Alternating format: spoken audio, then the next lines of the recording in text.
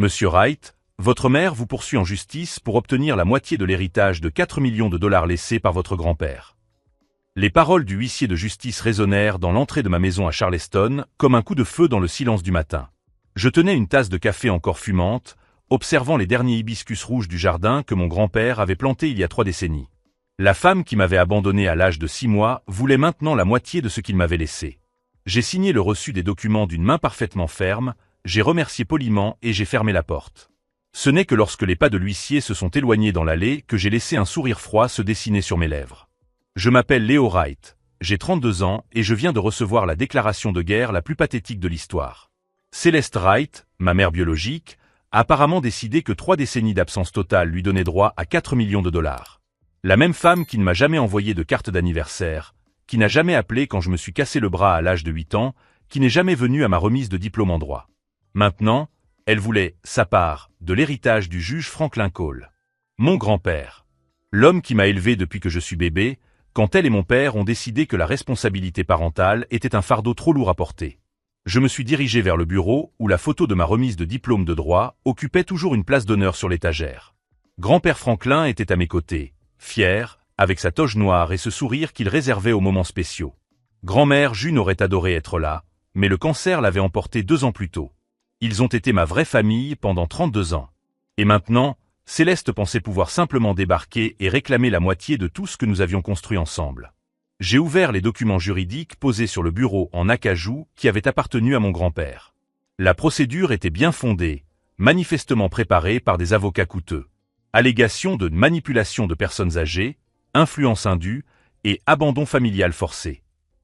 Chaque mot était un mensonge calculé. Mais en lisant les accusations, j'ai ressenti quelque chose de différent de ce que Céleste attendait probablement. Ce n'était ni de la colère ni du désespoir. C'était une satisfaction froide et méticuleuse. Elle n'avait aucune idée de ce qu'elle venait de déclencher. Car au cours de toutes ces années en tant qu'avocat spécialisé dans le droit successoral, j'avais appris une chose fondamentale. Ceux qui abandonnent un enfant laissent des traces. Et ces traces, lorsqu'elles sont correctement documentées, racontent une histoire très différente de celle qu'elle comptait vendre au tribunal. J'ai pris mon téléphone et j'ai composé le numéro de la meilleure avocate spécialisée dans le droit de la famille à Charleston. Amelia Santos, c'est Leo Wright. J'ai besoin de votre aide pour une affaire qui va être intéressante. En attendant qu'elle réponde, j'ai regardé à nouveau le jardin dehors. Les hibiscus rouges se balançaient doucement dans la brise matinale, exactement comme grand-mère June avait toujours dit qu'il le ferait, continuer à fleurir longtemps après le départ de ceux qui les avaient plantés. Si vous aimez cette histoire de famille, de trahison et de justice, n'oubliez pas de vous abonner à la chaîne pour découvrir comment cette bataille juridique va se dérouler. Car Céleste Wright était sur le point d'apprendre une leçon très coûteuse sur la différence entre être la mère biologique et être une vraie famille. Et lorsqu'elle découvrirait ce que j'avais gardé secret pendant toutes ces années, il serait déjà trop tard pour faire marche arrière. Amelia Santos répondait au téléphone pendant que je regardais une vieille photo que grand-père Franklin gardait sur son bureau. Moi à 2 ans, courant dans le jardin pendant que grand-mère June arrosait les hibiscus. Aucun signe de Céleste ou de mon père Gavin sur les dizaines de photos éparpillées dans la maison. Léo, je viens de lire les documents que tu m'as envoyés par email. Cette femme a du courage, je dois le lui reconnaître. Céleste Wright. 49 ans, divorcée 3 fois, vivant actuellement à Miami avec son 4e mari, un homme d'affaires de 60 ans qu'elle a rencontré lors d'une croisière il y a 6 mois. Mon enquête privée avait été rapide et révélatrice. Elle affirmait dans la procédure que mon grand-père l'avait délibérément éloignée, elle et mon père, de moi, créant un environnement hostile qui les avait contraints à garder leur distance par amour pour leur fils. Le récit dépeignait Franklin et June comme des manipulateurs qui avaient utilisé un enfant innocent pour faire chanter ses parents biologiques. Chaque mot était un mensonge méticuleusement construit. Amelia, tu dois voir quelque chose. Je te l'envoie tout de suite. J'ai ouvert le dossier que j'avais préparé au cours des 5 dernières années, depuis que j'avais commencé à plaider dans des affaires familiales. Un dossier complet sur Céleste et Gavin Wright, comprenant des relevés bancaires, des correspondances et des documents auxquels ils n'auraient jamais imaginé que j'avais accès. Car pendant qu'ils vivaient leur vie en faisant comme si je n'existais pas, je suis devenu exactement le genre d'avocat qu'ils devaient craindre. Mon Dieu, Léo, ils ont reçu de l'argent de ton grand-père ? 3 200 $ par mois, pendant 22 ans, soit un total de 92 800 $, ajusté en fonction de l'inflation. Ma voix était clinique, professionnelle. Ils n'ont jamais manqué un paiement. Ils n'ont jamais envoyé de photos de moi. Ils ne m'ont jamais demandé si j'étais malade, si j'avais besoin de quelque chose, si j'allais bien à l'école.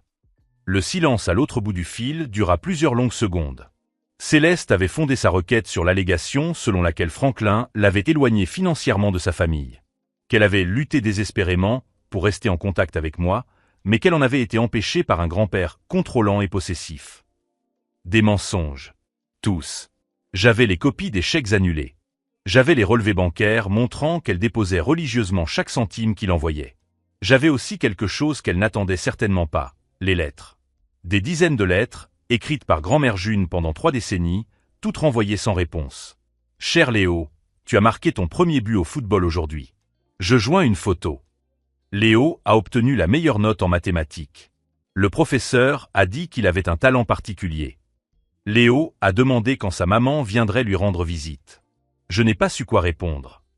Chaque lettre était renvoyée avec le cachet « à déménager, adresse inconnue », même lorsque je l'envoyais à l'adresse indiquée sur les chèques déposés la même semaine. Elle évitait délibérément tout contact, murmurai-je en feuilletant les lettres jaunies par le temps. Mais ce qui me procurait vraiment cette satisfaction froide, c'était l'autre dossier. Celui dont Céleste ignorait l'existence. Car pendant toutes ces années, alors qu'elle se construisait une nouvelle vie à Miami, dépensant l'argent que mon grand-père lui envoyait religieusement, je suis devenu avocat spécialisé en droit successoral. Et les avocats spécialisés en succession savent exactement comment enquêter sur le passé financier des personnes qui contestent les testaments. Céleste Wright avait des antécédents. Une tendance. 3 divorces, tous impliquant des litiges immobiliers. 2 tentatives précédentes de contestation de testament de parents éloignés. Une action en justice contre sa propre mère pour une maison à Tampa qu'elle avait perdue pour abandon familial. Elle n'était pas une mère repentante essayant de renouer avec son fils. C'était une professionnelle des litiges successoraux qui avait vu une opportunité de 4 millions de dollars. « Léo, j'ai une question difficile à te poser », hésita Amelia. « Comment te sens-tu par rapport à cela? Émotionnellement, je veux dire. » Je regardai à nouveau la photo sur la table. Ce garçon de 2 ans, qui courait dans le jardin, ne savait pas qu'il était abandonné. Il ne savait pas qu'il passerait toute sa vie à construire des défenses contre un rejet qu'il ne comprenait pas. Mais l'homme de 32 ans assis sur cette chaise savait exactement quoi faire de cette douleur. Je me sens prêt, Amelia. Pour la première fois de ma vie, je me sens tout à fait prêt. Car Céleste Wright avait commis une erreur fondamentale. Elle avait supposé que je n'étais que le petit-fils orphelin d'un juge décédé, facilement intimidé par les poursuites judiciaires et les allégations de manipulation. Elle ne se doutait pas qu'elle avait affaire à quelqu'un qui avait passé 32 ans à étudier l'abandon familial. Quelqu'un qui avait transformé son propre rejet en spécialisation professionnelle. Et lorsqu'elle découvrirait le type d'avocat que j'étais réellement, lorsqu'elle verrait les documents que j'avais rassemblés à son sujet pendant des années, il serait trop tard pour faire marche arrière. Mais d'abord, je devais la mettre en confiance. Je devais lui faire croire qu'elle était en train de gagner. Car la chute la plus dévastatrice survient toujours après le sentiment de victoire. La première audience était prévue pour la semaine suivante, mais Céleste n'a pas attendu aussi longtemps pour lancer sa campagne de destruction. Le lundi, j'ai trouvé un message d'elle sur mon répondeur. Ce n'était plus la voix distante et professionnelle du procès. C'était personnel, manipulateur, avec ce ton maternel faux qu'elle n'avait jamais utilisé avec moi quand j'avais vraiment besoin d'une mère. « Léo, mon chéri, je sais que tu reçois de mauvais conseils au sujet de notre situation familiale. Mais tu dois comprendre que je suis ta mère, et tout ce que je veux, c'est que notre famille se réconcilie. Ça ne doit pas se passer comme ça, mon fils. » Mon fils. Ce mot sonnait comme une plaisanterie cruelle après 32 ans de silence. Mais c'est mercredi qu'elle a montré son vrai visage.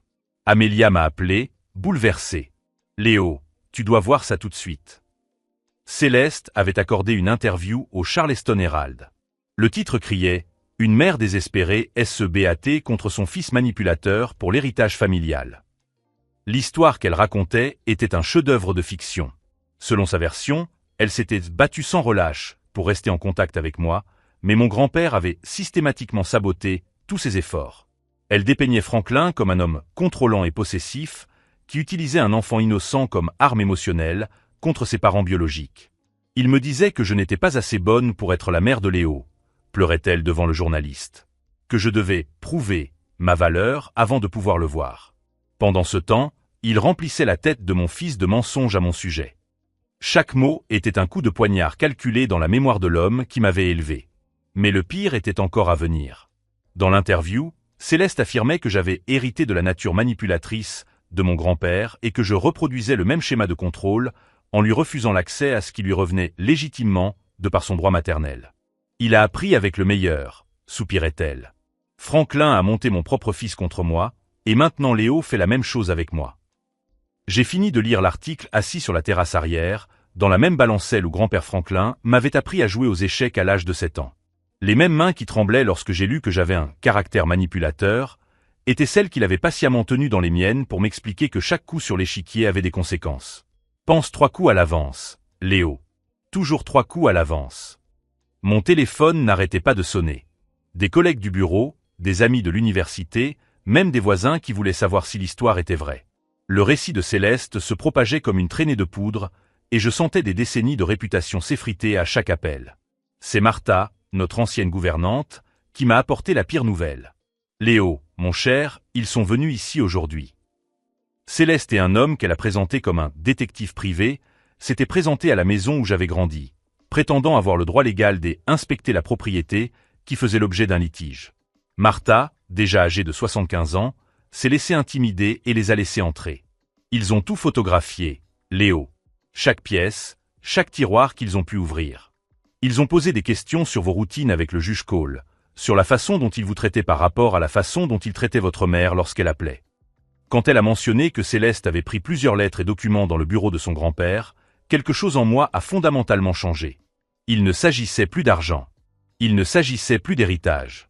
Il s'agissait de protéger la mémoire des seules personnes qui m'avaient aimé inconditionnellement contre quelqu'un qui était sorti de nulle part pour réécrire notre histoire. Ce soir-là, je me suis assis dans le fauteuil en cuir où Franklin avait l'habitude de lire la jurisprudence et j'ai pris la décision qui allait tout changer.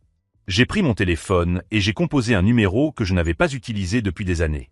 Inspecteur Morrison, c'est Léo Wright. Vous vous souvenez de moi, de la faculté de droit?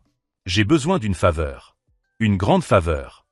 Morrison s'était spécialisé dans les enquêtes financières d'entreprise après avoir obtenu son diplôme. Si Céleste voulait une guerre des récits, elle l'aurait. Mais elle n'avait aucune idée de l'arsenal que j'avais développé au cours de ma carrière. Car pendant qu'elle construisait son histoire de mère abandonnée, j'avais passé les 5 dernières années à poursuivre en justice exactement des personnes comme elle. Des personnes qui sortaient de nulle part en revendiquant des droits familiaux sur des héritages substantiels. Je connaissais toutes les astuces. Je connaissais tous les schémas. Et surtout, je savais exactement comment découvrir ce qu'elle cachait. Morrison, j'ai besoin que vous meniez une enquête approfondie sur Céleste Wright. Antécédents financiers, casier judiciaire, schéma relationnel, toute procédure judiciaire antérieure. Tout. Léo, cela coûtera environ 5 000 $ pour faire les choses correctement. Fais-le pour 10 000. Je veux que ce soit impeccable. Pendant qu'elle dormait à Miami, rêvant probablement de 4 millions de $, je mettais en place une opération qui allait révéler chaque stratagème, chaque mensonge, chaque manipulation qu'elle avait perpétrée au cours des 30 dernières années. Si vous suivez cette guerre entre une mère et son fils, abonnez-vous à la chaîne, car la vérité sur Céleste Wright était sur le point d'éclater au grand jour d'une manière qu'elle n'aurait jamais pu imaginer. Car pendant toutes ces années où elle m'avait complètement ignoré, j'étais devenu exactement le genre de personne qu'elle devait craindre. Un avocat spécialisé dans la destruction des affaires frauduleuses liées à l'héritage familial. Et lorsqu'elle découvrirait le type d'informations auxquelles j'avais accès grâce à mes contacts professionnels, lorsqu'elle verrait que sa propre campagne médiatique ne m'avait donné que la motivation finale pour utiliser toutes les ressources à ma disposition, il serait déjà trop tard pour faire marche arrière. La bataille ne faisait que commencer. Et contrairement à elle, je savais exactement comment ces guerres se terminaient. Surtout quand l'un des camps avait passé 3 décennies à rassembler les armes adéquates pour ce combat spécifique. L'appel de Morrison est arrivé vendredi, 3 jours avant l'audience préliminaire. Léo, tu dois t'asseoir pour écouter ça. Céleste Wright n'est pas seulement une mère opportuniste. C'est une professionnelle. J'ai ouvert mon ordinateur portable pendant que Morrison parlait, connectant notre appel vidéo. Son écran affichait une présentation méticuleusement organisée avec des photos, des documents et une chronologie s'étendant sur 15 ans. Commençons par la dernière décennie, a déclaré Morrison en cliquant sur la première diapositive. 3 litiges successoraux contestés. 2 contre des oncles éloignés en Floride, 1 contre sa propre mère à Tampa. Le schéma est identique dans tous les cas. Elle réapparaît dans la vie des gens après des années d'absence en revendiquant des droits familiaux. La photo de Céleste à l'écran montrait une femme différente de celle qui avait pleuré dans le journal. Elle était sur un yacht à Miami, portant des bijoux coûteux, aux côtés d'un homme plus âgé que je ne reconnaissais pas. C'est Douglas Patterson, son 3e mari. Il est mort d'une crise cardiaque en 2018, laissant un héritage d'1,5 million de dollars. Céleste a contesté le testament, affirmant que sa fille avait manipulé son père. Laissez-moi deviner, les jeux interrompus. Elle a perdu. Pire que ça. On a découvert qu'elle falsifiait des documents médicaux pour prouver la démence sénile. Elle a failli être arrêtée pour fraude documentaire. Morrison passa à la diapositive suivante, montrant des documents bancaires qui me glacèrent le sang. Léo, tu te souviens des 3200 $ mensuels que ton grand-père envoyait? Elle utilisait cette somme pour investir dans des placements frauduleux. Des sociétés pyramidales, de fausses crypto-monnaies, tout ce qui promettait un retour rapide. Les preuves s'accumulaient à l'écran. Relevés bancaires montrant des dépôts réguliers provenant de l'argent de mon grand-père immédiatement transféré vers des comptes offshore, registres de sociétés fantômes, documents de procès ou des investisseurs l'accusaient de fraude. En 2020, elle a convaincu 17 retraités de Floride d'investir leurs économies dans une entreprise de panneaux solaires inexistante. Elle s'est enfuie avec 400 000 $. J'ai senti une froide satisfaction monter en moi. Il ne s'agissait pas seulement d'abandon familial. Céleste Wright était une criminelle professionnelle qui voyait les héritages comme des opportunités commerciales. Morrison, avez-vous suffisamment de preuves pour engager des poursuites pénales? Léo, j'ai suffisamment de preuves pour l'envoyer en prison pour une décennie. Mais vous avez dit que vous vouliez une justice légale, pas pénale. Il avait raison. L'envoyer en prison serait gratifiant, mais cela ne protégerait pas la mémoire de mon grand-père et ne résoudrait pas le récit qu'elle avait diffusé dans les médias au sujet de ma prétendue manipulation. J'avais besoin de quelque chose de plus élégant. Quelque chose qui utiliserait le système juridique, même qu'elle essayait d'exploiter contre elle-même. Morrison, je veux que vous fassiez quelque chose de précis. Retracez chaque centime que mon grand-père lui a envoyé au cours des 22 dernières années. Je veux savoir exactement comment elle a dépensé chaque dollar. Pendant qu'il travaillait, j'élaborais la stratégie qui allait tout changer. En tant qu'avocat spécialisé dans les successions, je savais que la loi prévoyait une disposition spécifique pour les cas comme celui-ci, la doctrine de l'indignité successorale. Si un héritier commet des crimes contre le patrimoine ou contre le défunt, il peut être déclaré indigne d'hériter. Mais je ne voulais pas seulement bloquer son héritage. Je voulais quelque chose de plus dévastateur. Le samedi après-midi, j'ai appelé un vieil ami de l'université qui travaillait désormais comme procureur fédéral. James, j'ai besoin d'un service.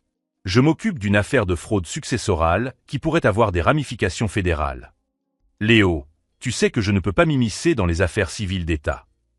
Et si je te disais que la personne impliquée a commis pendant 15 ans des fraudes interétatiques en utilisant des héritages comme capital de départ? Le silence de l'autre côté de la ligne a duré 10 secondes avant qu'il ne demande « Envoie-moi tout ». C'est dimanche que Céleste a commis son erreur fatale. Elle a appelé directement sur mon portable. Léo, chérie, nous devons parler. En famille. Sa voix était différente maintenant. Elle n'avait plus la fausse maternité du premier message, ni le désespoir théâtral de l'interview. Elle était calculatrice, négociatrice. Écoute, je sais que tu es contrarié par toute cette situation juridique. Mais écoute, nous pouvons régler cela entre nous. Pas besoin d'aller au tribunal. J'ai activé l'enregistreur de mon téléphone. À Charleston, il était légal d'enregistrer des conversations lorsque l'une des parties y consentait. Que as-tu en tête, Céleste? Moitié-moitié. 2 millions chacun. Tu gardes la maison, je garde les comptes bancaires. Pas d'avocat, pas de dispute publique, plus de gros titres dans les journaux. Et pourquoi penses-tu que j'accepterais cela? Son rire était froid, calculé. Parce que, mon cher, j'ai des informations sur ton grand-père que tu ne voudrais pas voir rendues publiques. Si vous suivez cette bataille juridique entre une mère et son fils, abonnez-vous à la chaîne, car les prochaines révélations montreront jusqu'où une personne peut aller pour de l'argent. Quel genre d'informations, Céleste? Des documents qui montrent comment il traitait réellement sa famille biologique. Des lettres dans lesquelles il menaçait de couper tout contact si j'essayais de le voir. Des preuves de la façon dont il m'a systématiquement éloigné de toi. Chaque mot était un mensonge parfaitement calculé. Mais elle ne savait pas que j'avais les lettres originales de grand-mère June, renvoyées sans réponse. Elle ne savait pas que j'avais des enregistrements téléphoniques de décennies de tentatives de contact ignorées. Léo, tu as 48 heures pour te décider. Passé ce délai, ces informations seront rendues publiques. J'ai raccroché le téléphone et j'ai souri pour la première fois depuis des semaines. Céleste Wright venait de commettre un acte d'extorsion enregistré. Au cours des 2 jours suivants, j'ai mis en place une opération combinant 3 décennies de preuves des 15 ans de crimes documentés. Morrison a finalisé le rapport financier montrant qu'elle avait utilisé 92 800 $ de l'argent de mon grand-père pour escroquer des personnes âgées. James a confirmé que le FBI était suffisamment intéressé pour ouvrir une enquête officielle. Mais le clou de ma stratégie était encore à venir. Le lundi matin, 1 heure avant l'audience, j'ai reçu l'appel que j'attendais. Léo, c'est Margaret Cole. La cousine aînée de mon grand-père, aujourd'hui âgée de 85 ans, était la matriarche officieuse de la famille Cole. Respectée, influente, elle avait une mémoire infaillible sur 3 décennies d'histoire familiale. Margaret, merci de m'avoir rappelé. Mon cher, j'ai lu cette terrible histoire dans le journal. Cette femme tente de salir la mémoire de Franklin. Margaret, j'ai besoin que tu fasses quelque chose pour moi. Quelque chose qui pourrait être difficile. Tout ce que tu veux pour la famille. J'ai besoin que tu viennes au tribunal aujourd'hui et que tu dises la vérité sur les 30 dernières années. Sur la façon dont Céleste a vraiment traité notre famille. Son silence ne dura qu'un instant. Je serai là dans 1 heure. En me rendant au tribunal, j'ai mentalement passé en revue chaque élément de la stratégie. Il ne s'agissait plus de défendre un héritage. Il s'agissait de démasquer une criminelle professionnelle qui avait transformé l'abandon familial en modèle commercial. Céleste pensait avoir affaire à un petit-fils orphelin traumatisé par la perte de son grand-père. Elle n'avait aucune idée qu'elle faisait face à un avocat qui avait passé 5 ans à étudier précisément des personnes comme elle. Et lorsqu'elle découvrirait que son propre appel d'extorsion serait diffusé au tribunal, lorsqu'elle verrait les preuves de 15 ans de fraude présentées, lorsqu'elle se rendrait compte que le FBI enquêtait déjà sur ses crimes antérieurs, il serait trop tard pour toute négociation. La guerre avait commencé au moment où elle avait décidé de s'en prendre à la mémoire de l'homme qui m'avait élevé. Mais la victoire serait déterminée par la différence entre quelqu'un qui a étudié l'abandon familial comme un traumatisme personnel et quelqu'un qui a transformé ses connaissances en une spécialisation mortelle. Je me suis garé devant le tribunal et j'ai marché vers les marches de marbre où, 30 ans auparavant, mon grand-père m'avait emmené pour la première fois pour me montrer où résidait la justice. Aujourd'hui, j'allais enfin découvrir s'il avait raison. Le tribunal était bondé quand je suis arrivé. Des journalistes, des curieux et même quelques collègues avocats étaient venus assister à ce qui s'annonçait comme une affaire intéressante de droit successoral. Céleste était assise à la table du demandeur, vêtue d'un tailleur noir classique et maquillée discrètement, clairement conseillée par ses avocats de ressembler à une mère en deuil en quête de justice. Gavin était à ses côtés, nerveux, ajustant sa cravate toutes les quelques minutes. Lorsque nos regards se sont croisés, elle m'a adressé un sourire maternel factice, comme si nous étions à une réunion de famille normale plutôt qu'à une bataille juridique qui déterminerait si une criminelle professionnelle pourrait voler 4 millions de $ en utilisant l'abandon familial comme stratégie. Veuillez vous lever pour l'honorable juge Avery, a annoncé l'huissier. Richard Dahl, l'avocat de Céleste, a commencé sa présentation initiale avec le même jeu théâtral que je m'attendais à voir. Il a dépeint mon grand-père comme un homme manipulateur et autoritaire, qui s'était servi d'un enfant innocent pour faire chanter émotionnellement ses parents biologiques. Mesdames et messieurs les jurés, a déclaré Dahl en gesticulant de manière théâtrale, cette affaire concerne un homme qui a émotionnellement kidnappé un enfant à ses parents légitimes et a passé 3 décennies à le monter contre sa propre famille. Chaque mot était un mensonge calculé, mais je suis resté impassible. Amelia Santos m'avait appris que la première règle au tribunal était de ne jamais dévoiler son jeu avant l'heure. La défense allégera que les Wright ont volontairement abandonné leur fille, a poursuivi Dahl, mais les preuves montreront un schéma systématique d'aliénation parentale perpétré par le défunt juge Cole. Quand mon tour est venu, Amelia s'est levée avec le calme de quelqu'un qui a 3 décennies d'expérience et 2 dossiers remplis de preuves accablantes. Votre honneur, mon client n'a pas besoin d'alléguer l'abandon familial. Il peut le prouver. Elle ouvrit le premier dossier et en sortit une pile de documents bancaires. Pendant 22 ans, le juge Franklin Cole a envoyé 3 200 $ par mois au requérant. Soit un total de 92 800 $. Pas une seule fois les Wright n'ont manqué un versement. Pas une seule fois ils n'ont demandé comment allait l'enfant qu'ils prétendent avoir été empêchés de voir. Dahl s'est rapidement levé. Objection, votre honneur. Sans rapport avec la question de l'influence indue. Rejeté. Continuez, maître Santos. Amelia a souri en ouvrant le deuxième dossier. Voici des lettres envoyées par l'épouse du juge Cole, June, pendant 30 ans. Des invitations à des anniversaires, des remises de diplômes, des vacances. Toutes renvoyées avec la mention « à déménager, adresse inconnue », même lorsqu'elles étaient envoyées à des adresses où les Wright déposaient les chèques la même semaine. Le murmure dans la salle d'audience s'intensifia lorsqu'Amelia montra les lettres jaunies par le temps, chacune portant le cachet de la poste et les notes de June qui tentait désespérément de rester en contact avec la fille qui avait abandonné son propre bébé. C'est lorsque Margaret Cole entra dans la salle d'audience que l'atmosphère changea complètement. À 85 ans, la matriarche de la famille Cole marchait avec dignité, appuyée sur une canne ornée. Lorsqu'elle passa devant la table des plaignants, elle regarda Céleste droit dans les yeux avec une expression qui aurait pu geler l'eau. « Docteur Santos, » dit le juge Avery, « la défense peut appeler son prochain témoin. » La défense s'appelle Margaret Cole.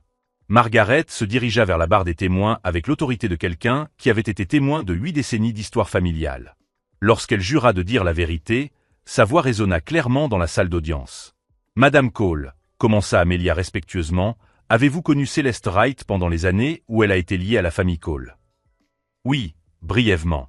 Avant qu'elle n'abandonne son bébé de 6 mois et ne disparaisse pendant 3 décennies. » Dal bondit de sa chaise. Objection. Caractérisation tendancieuse. Retenue. Le témoin doit s'en tenir aux faits. Margaret acquiesça calmement. Les faits, votre honneur, sont que Céleste Wright s'est présentée chez mon cousin Franklin en décembre 1991, enceinte et sans endroit où aller. June et Franklin l'ont accueillie, lui ont fourni des soins médicaux et ont préparé une chambre pour elle et le bébé. Sa voix se durcit légèrement. 6 mois après la naissance de Léo, nous avons trouvé un mot sur la table de la cuisine. Je ne peux pas faire ça. Prenez soin de lui. Nous ne l'avons jamais revu depuis. Le silence dans la salle d'audience était absolu. Céleste avait baissé la tête, feignant d'être émue, mais je pouvais voir ses ongles enfoncés dans la table. Madame Cole, a poursuivi Amelia, au cours de ces 30 années, Madame Wright a-t-elle tenté à un moment ou à un autre de reprendre contact avec son fils? Une fois. En 2005, elle est venue demander de l'argent pour rembourser une dette de Joe Franklin, lui a donné 5 000 $ et lui a demandé de rendre visite à Léo. Elle a pris l'argent et n'est jamais revenue. C'est alors qu'Amelia a joué sa dernière carte. Votre honneur, j'aimerais diffuser l'enregistrement d'un appel téléphonique passé par la requérante à mon client il y a 3 jours. Dal s'est levé comme s'il avait reçu une décharge électrique. Objection. Cette preuve n'a pas été divulguée au préalable. Votre honneur, répondit calmement Amelia. Cet enregistrement a été obtenu légalement par mon client, qui a consenti à l'enregistrement conformément aux lois de Caroline du Sud. Il s'agit d'une preuve directe d'extorsion. Reproduisez l'enregistrement. La voix de Céleste emplit la salle d'audience, chaque mot de sa tentative de chantage résonnant dans les haut-parleurs. La partie où elle disait avoir des « informations compromettantes » sur mon grand-père me donnait 48 heures pour accepter son « offre », rendre ces informations publiques si je ne coopérais pas. Lorsque l'enregistrement prit fin, le silence était assourdissant. Céleste était pâle, comprenant enfin qu'elle venait d'entendre sa propre voix commettant un acte d'extorsion enregistré et diffusé dans un tribunal public. Mais je n'avais pas fini. Votre honneur, me suis-je levé pour la première fois, je voudrais présenter des preuves supplémentaires obtenues grâce à une enquête privée agréée sur les antécédents de la requérante. Amelia a ouvert le 3e dossier, en retirant le rapport de Morrison. Au cours des 15 dernières années, Céleste Wright a contesté 5 testaments différents. Dans 3 cas, il a été découvert qu'elle avait falsifié des documents. Dans 2 cas, elle a été accusée de fraude envers des personnes âgées.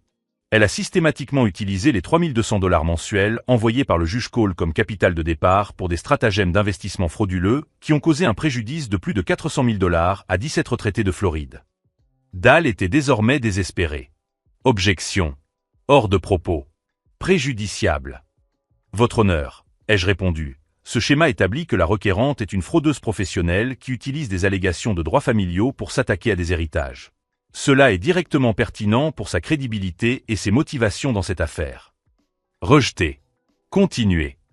C'est à ce moment-là que j'ai vu Céleste comprendre qu'elle avait tout perdu. Ce n'était pas lorsque j'ai présenté les preuves financières.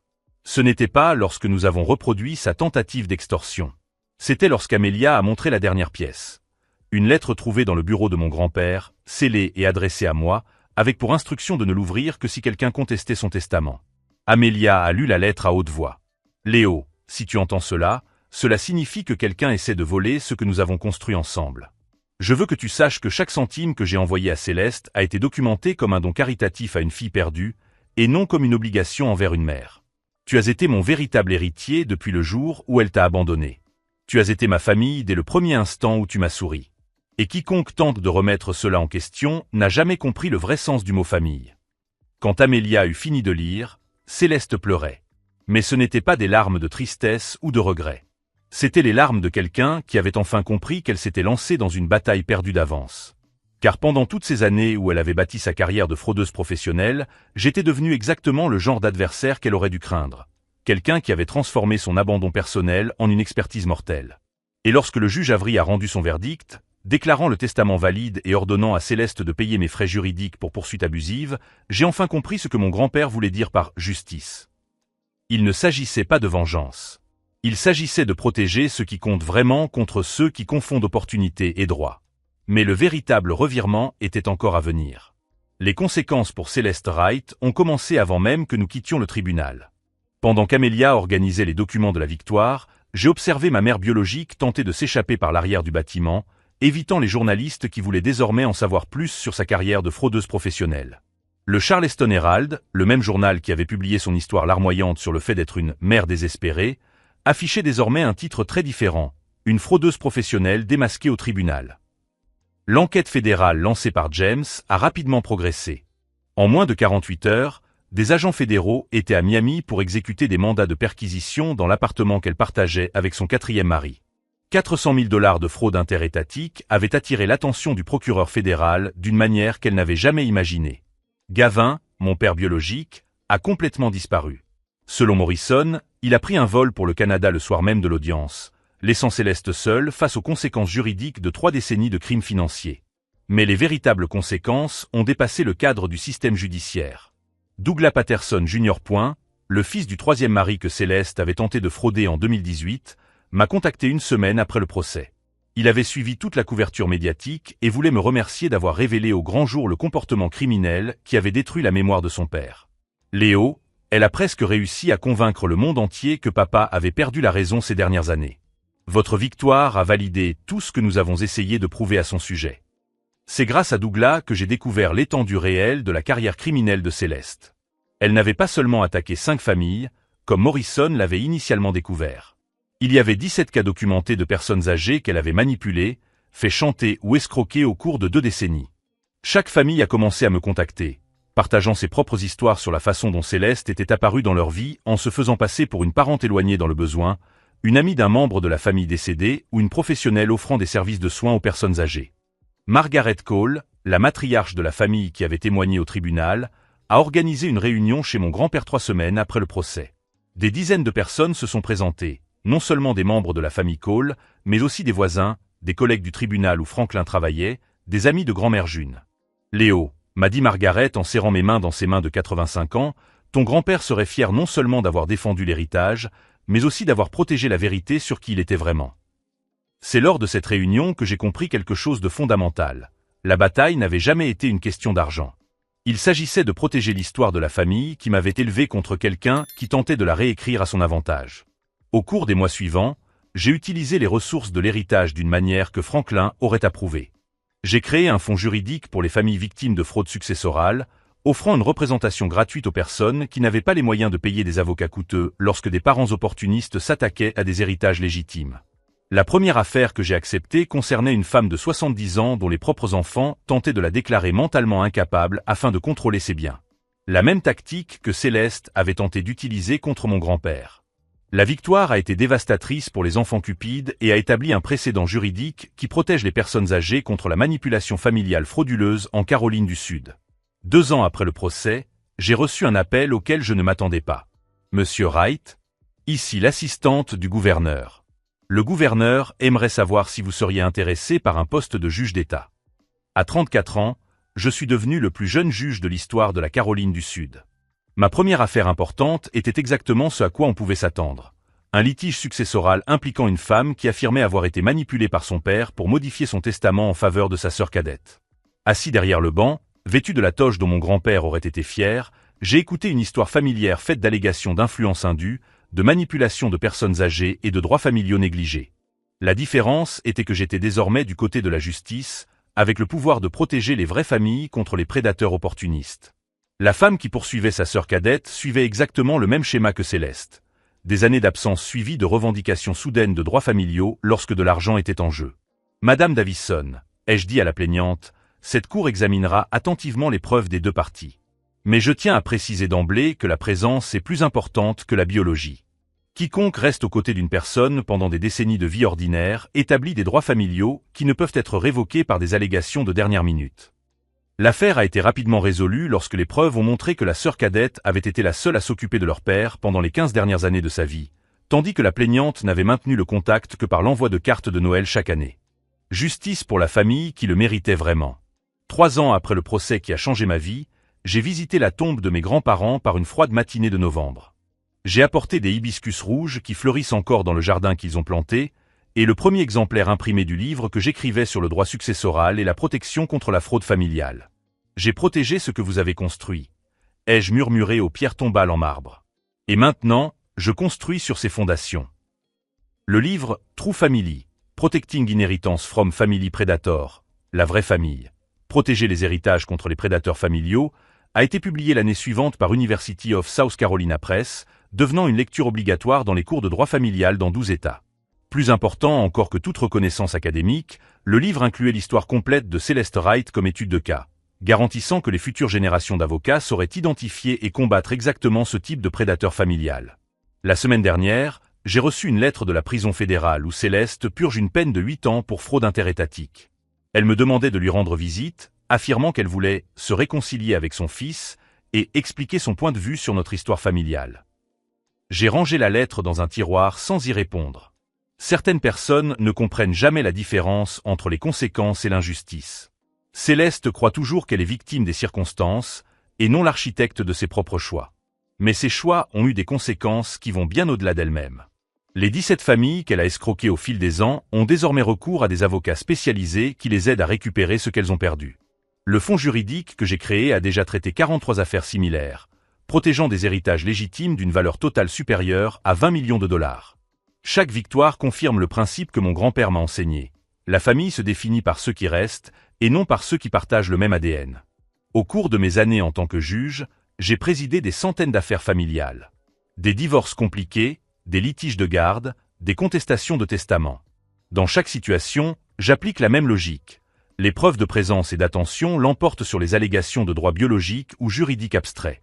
Si vous avez suivi cette histoire d'abandon, de manipulation et de justice jusqu'à la fin, abonnez-vous à la chaîne, car des histoires comme celle-ci montrent que parfois, le système fonctionne exactement comme il le devrait.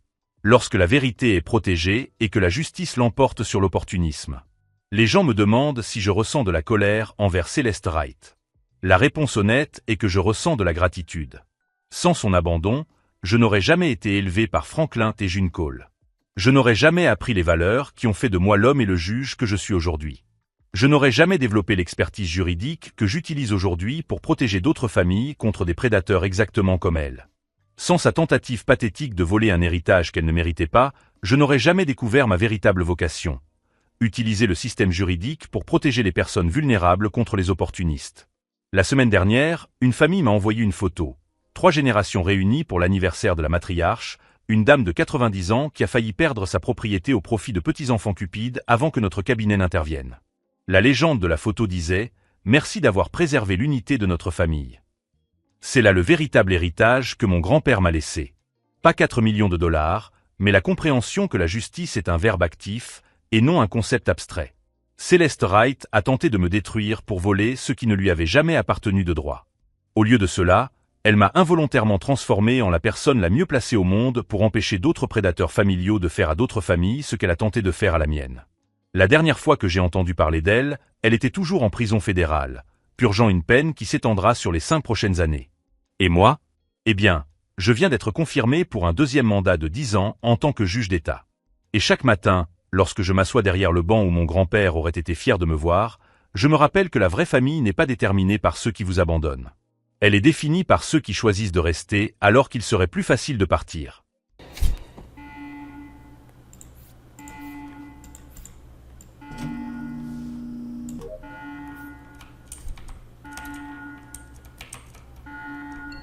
Agento selfie. Ok, no, escúchenme. Acabo de ver literalmente cómo Shoei se transforma en mí y en otra persona y mató a alguien. Sí, Creo que fue a Kha'Zix a quien mató a primero. ¿Cómo? Te lo juro, te lo juro. Drazo, acabo de ver a alguien, tipo, recién me salió la alarma esta de que, viste que hay roles de tripulante que te da como una alarma de cuando te matan, ¿no? Bueno, Sí. subí y veo a alguien transformado en mí. O sea, vos decís que Joey. Es Joey, te lo juro. Se transformó en mí y luego encima se quita el transforme y luego se mete la alcantarilla esa chota. Fuentes Miami me lo confirmó, ¿no? Fuentes Bro, te va a besar la boca, bro. Es Joey, te lo juro. Bro, y Pero hágame si caso, según hágame caso. viste, según viste que maté a alguien, ¿por qué no lo reportaste eso? Se puso nervioso. Mira, güey.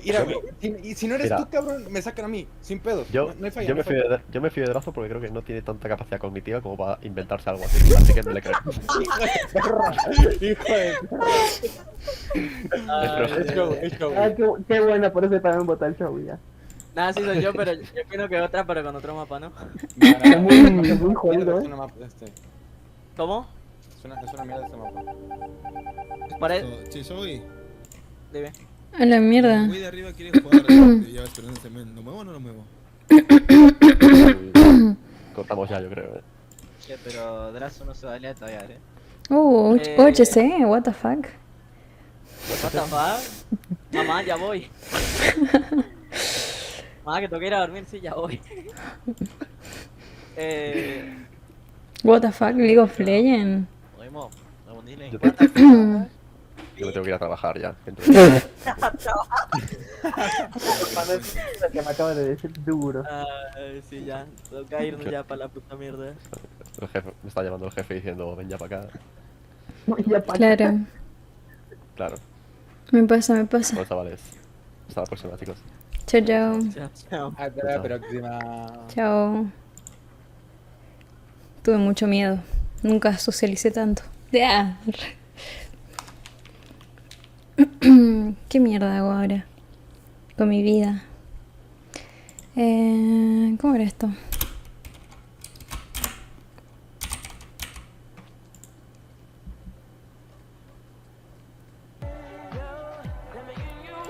Gracias, Joey. Le pueden hacer un shout out a mi hijito. A ver. Y Zoe-Rey de tu canal con 6 de espectadores. Gracias, Joey. La suerte de hoy, literal. No juego mal a Mongo. Gracias por el follow, cazador. Cazador 0947 siguió tu canal. A ver, estoy intentando buscar algo.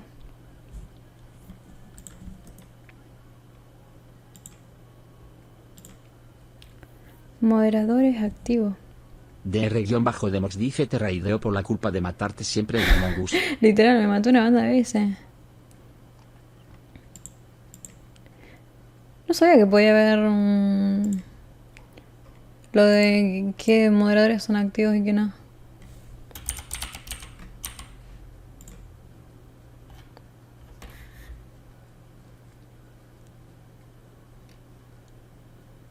A ver.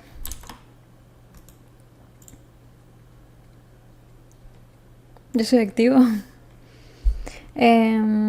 Eso sale en otra cosa agregar ahora.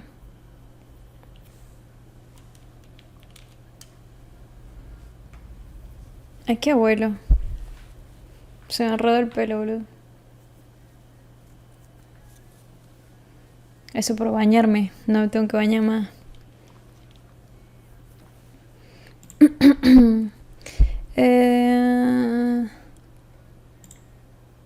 ¿Dónde era para ver lo de los moderadores?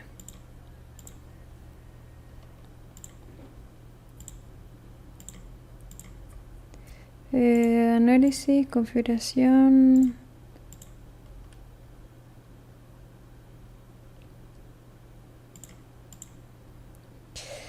Potenciadores, recompensa.